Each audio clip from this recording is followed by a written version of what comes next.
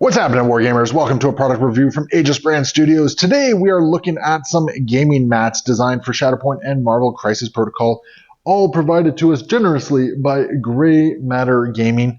They reached out and asked if we'd be interested in doing this, sent a couple mats. We've played some games on them, and here's kind of our thoughts on them. So as you can see, we have the three different mats right here. I'm actually going to start with the dark gray one back here. So these two, the dark gray one and the forest one, these ones are great for Shatterpoint. They are the 3x3. They got actually a really nice design on them. First, I was a little concerned by the pattern on it. It didn't, in the pictures, it didn't quite come through as nicely as it does. But you can see there's actually some really nice differentiation between the various things. You know, here it looks like it's a little bit more sunken in. There's a little bit of discolorization, which is really nice. You know, over here it looks like it might be a little bit higher. And again, you have the different tones. It's actually a really nice part of the mat. I really enjoy it because it gives some nice texture overall to the design, and it ends up looking really slick on the table as well. So overall, I'm a big fan of this one. It goes really nicely with a lot of sort of like science, sci-fi, futuristic, or even Star Wars style terrain. So really, really good in that regard. The next mat, this one's probably my favorite of the three that came here. This one is a forest floor mat, and as you can see, it looks great with the 3D printed trees from Legion Terrain, I believe it is. Fits really nicely with the Star Wars models. I love that there's this little path that goes through the board itself. I like that there's like you get these little pieces here and here, right over here that actually look like there's a lot of underbrush and debris on the forest floor itself. It's really good. I got to give credit to both of these maps because the design and the texture on them just looks absolutely fantastic. It breathes a little bit of life into the design of the mats themselves, and it's a little bit different than sort of like your standard ones. Like you can kind of see, you know, sort of a generic mat under here. These ones, a little bit less texture on them. These ones have a lot of texture going for them, which is really kind of nice. You could make the argument it might be a little busy. I don't necessarily think that's the case. I think it actually works really well, especially once you start putting terrain on the busier aspects of it. It almost kind of does a little bit of cheating and provides some context for the base itself. So I really dig it. The last mat we have here is one designed for Crisis Protocol.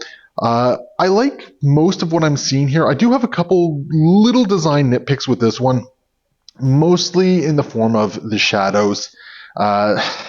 Unfortunately, the shadows kind of play a really weird trick on the eye. They also feel a little inconsistent to me, but that could just be my own opinion on them. But as you can see, like there's shadows on what I'm guessing those are supposed to be buildings, sort of in the corner here, like little raised walkways or walls or something like that. So you see these little walls right here, which I don't know. To me, they don't really make sense. You get some more walls down here. You get the shadows on the palm fronds. So unfortunately, this one kind of falls a little flat for me because of that. It doesn't quite have the same sort of liveliness to it as the other ones. It feels very flat, which is ironic because I feel like the shadows were an attempt to kind of make everything feel a little bit more three-dimensional.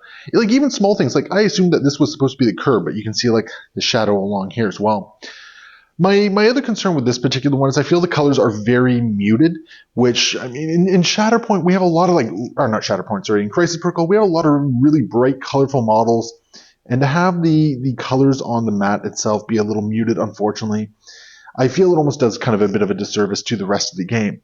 It's not to say I don't like this mat. I think the mat is actually perfectly serviceable. It's going to make it into rotation a couple times, but it just... There's something about it that just feels a little undercooked as far as the overall design goes. But that is, like I said, it's probably my least favorite of the three, but it's still a good mat. It's definitely one that I will use. It's gonna be some good use for any sort of events that I run or anything like that. And the other nice thing about it, unlike a lot of the other mats I have, it does provide some other context. Like we have a parking lot here, which we don't really have on the other ones. A main thoroughfare here.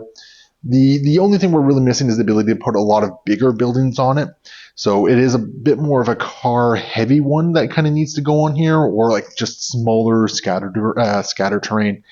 But it provides a nice little break from the typical like suburban neighborhoods or downtown cores that we're seeing a lot of.